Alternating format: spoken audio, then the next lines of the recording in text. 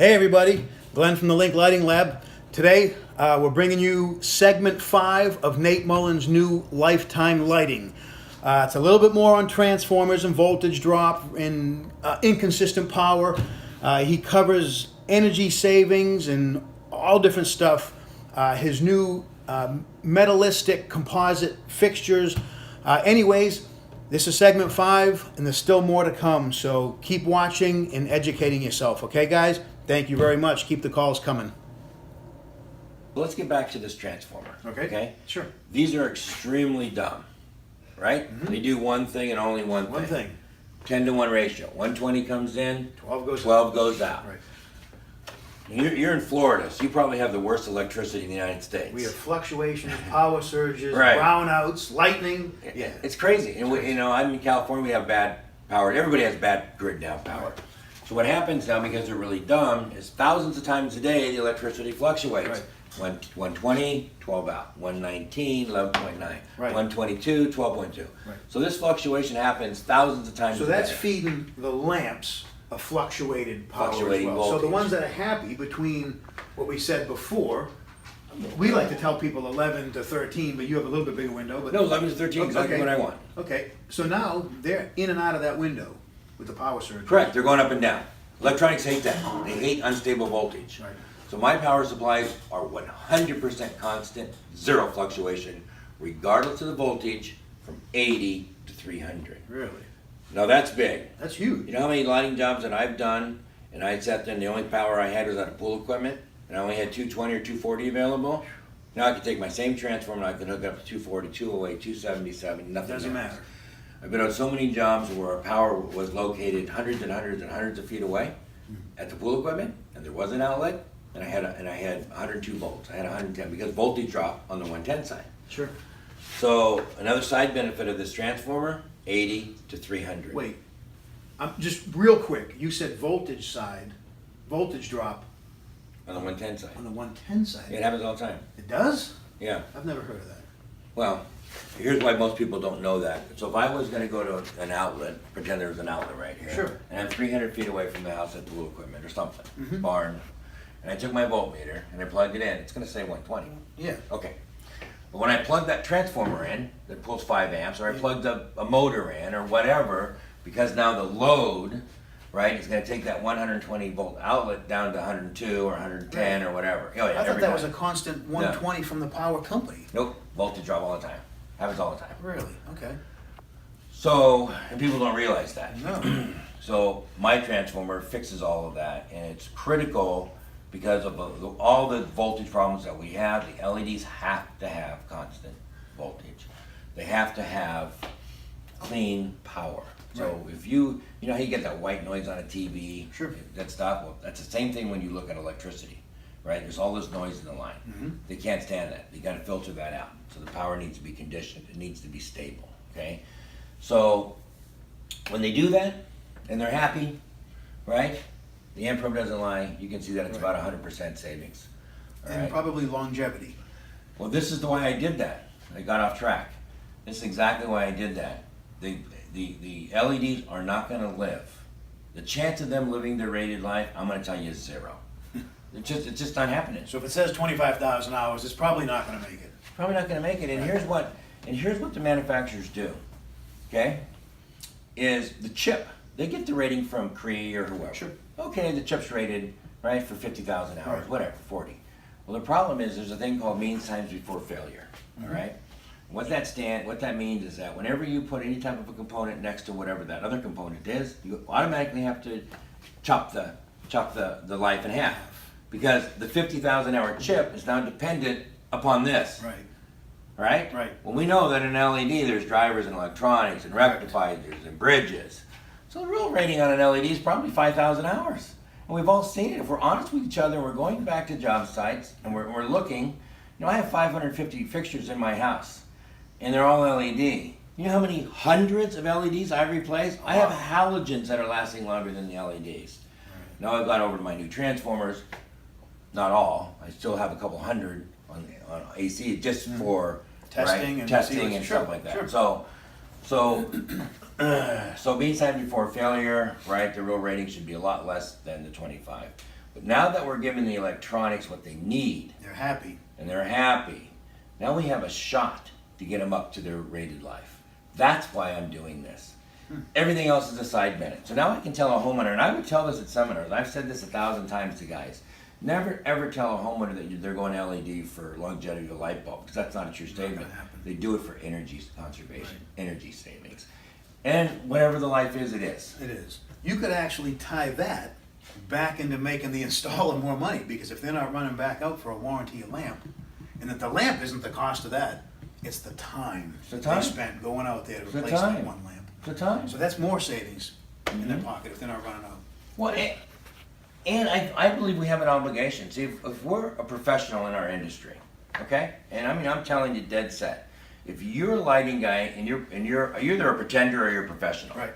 right? And most of us don't want to be a pretender. We want to be a professional. Sure. So we have an obligation that when we're promoting a product, right, that what's in the best interest of the customer. So I always said 3 things to myself, right? And if you follow these 3 simple premises, I think you'll do well in life. Is it in the best interest of my customer? Is it in the best interest of me? Right? Sure. Okay? Is it in the best interest of, say the contractor and say, well, if there's a yes to their best interest of the customer, best interest of me, best interest of the client, right? Then it's going to be a good thing. Sure. So if I'm selling an LED system and I'm promoting the efficiency of it and the longevity of it, and I'm not putting the right power to it, it's not in the best interest It's of a the customer. disservice. You're doing a disservice. So I think we have an obligation to do things correctly. Right. Okay. Sure. So anyway, all this other stuff's a side benefit. If the efficiency, and fundamentally, there's a lot of people that spend a lot of money to go solar. There's a lot of people that buy a Tesla. You know how many? If I bought a Tesla tomorrow, which I don't have one, but lots of friends do. That $100,000 Tesla versus maybe a $50,000 or $60,000, I can buy a lot of fuel for $40,000. Man, I know. But they want, for whatever reason, they want to be green. They wanna be They green. want to do it. So God love this is green. This is green. Right. You can't get greener than this. It's another benefit. Well, listen, I'm not trying to ask you tough questions. And, Tougher the better, buddy.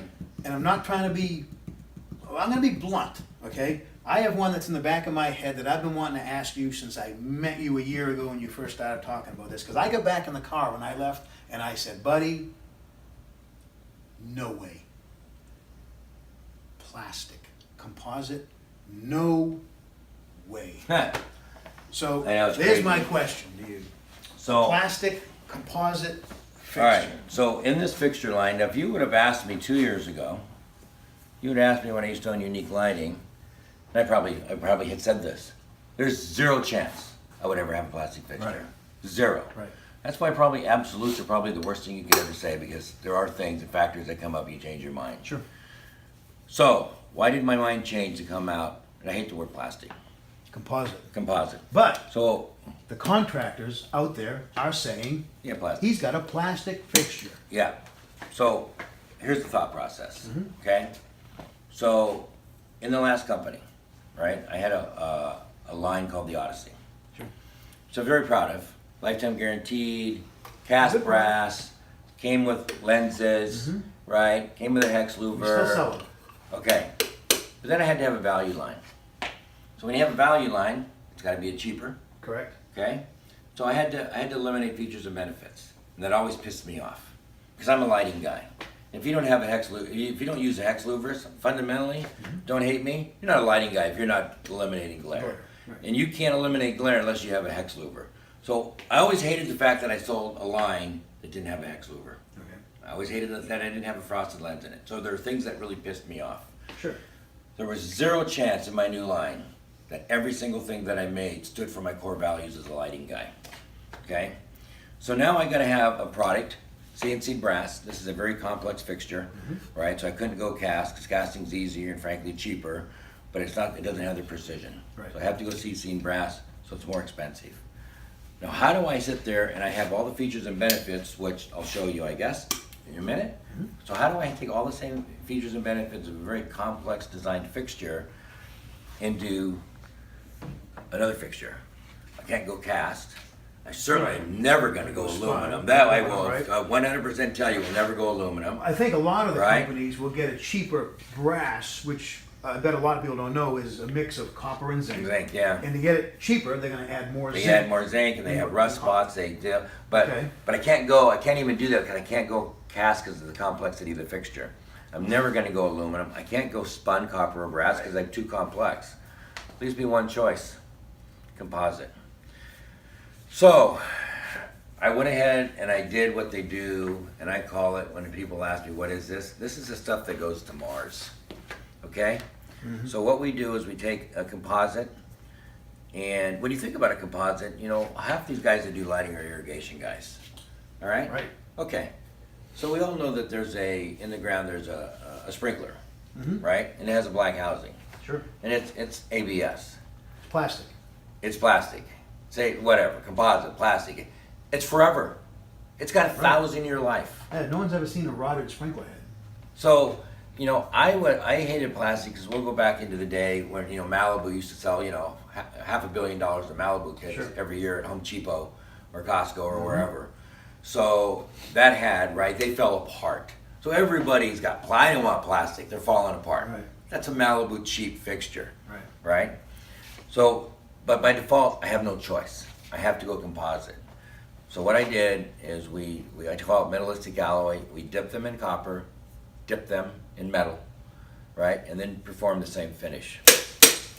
So I haven't hit your status yet. I don't have a gardener. I do my own yard. I took the string off my weed whacker when I went to Home Depot and I bought those plastic blades that spin because I got sick and tired of the string. So I'm going to cut that right in half with my plastic blades. Is it a string? One of those? Nope, it's a solid plastic blade. It's got a little It's a jagged saw? edge. Well, you use it on your, it cuts the grass. I mean, you use it on your weed whacker. But will it, I mean, is that hard enough to withstand? It's pretty hard.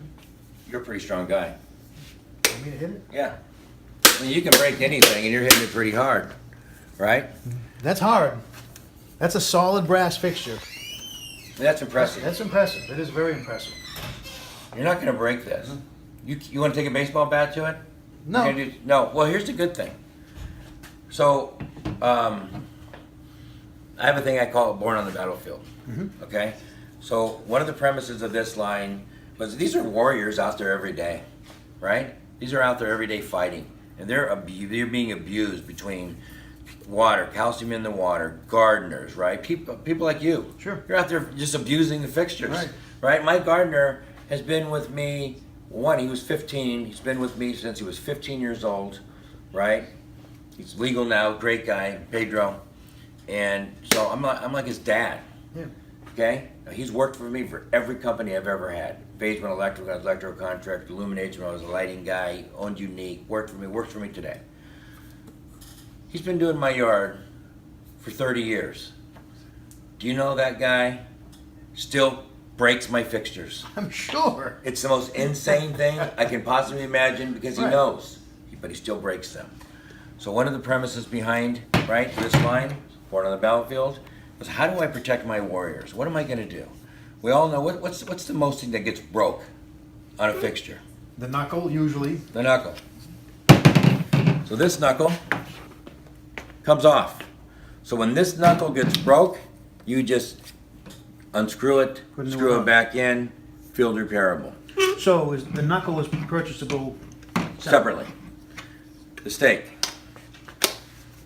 Load and lock. I think I showed you that earlier. It's one of the key things pretty that you cool. do.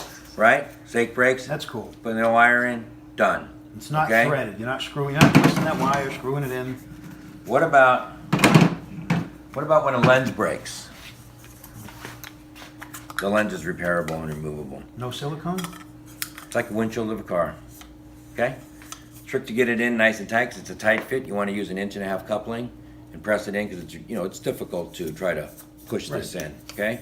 So the reason the lens, right? Calcium deposits, they break. I don't know how lenses break, but they do, right? They do. We So now you can clean it. You can buy separate ones. You can replace it in the field really fast. Because if anybody does maintenance, and you know the calcium that builds up on these lenses is so horrific. Right. It's difficult. You got to take like a cordless drill with a thing on. Right. Oh my God, is Yeah. it hard? Right. So now you just take clean ones. You put them in there. You bring these back. Put them in a bucket of CLR. right, and start cleaning it. I have to admit, you know what? Your lenses are so clear. When I first looked at these, I said, man, that ain't gonna last. There's no lens in them. The water's gonna run. I did. I honestly did. I said, there's no lens in that. They're super clear. Super clear. Super clear. Yeah, we use the finest borosilica lenses that you can get. So, now the other thing that as a lighting guy, I'm really proud to say this, right? Because I have to eliminate glare. So now I got a benefit from having a removable lens. Okay. Super proud of this. You probably think it's stupid. But, right? You always tell you to put the shroud to the view side. Right. Because if it was like this, you're seeing into the light bulb. Sure. So, common sense tells you to put the shroud to the view side. Mm-hmm. But I always try to have multiple views for the client. Yeah. Right? So let's say that my primary view is from over there and you're the secondary view. You're looking right into the light bulb. Right. But because I'm able to turn this. Or even if it was on a walkway somewhat, as you walk by, Yeah. you're gonna get the glare. I can turn this. Okay? So the glare shield Rotate. is adjustable. Yeah. That's pretty cool. So I have a really good shot of eliminating all 100% glare. of the glare. Okay? That's pretty I cool. Say 100%, but a real shot at eliminating Right. a lot of A glare. lot of it. Right? And many times I can eliminate 100%. I would agree. Really proud of that. I would agree.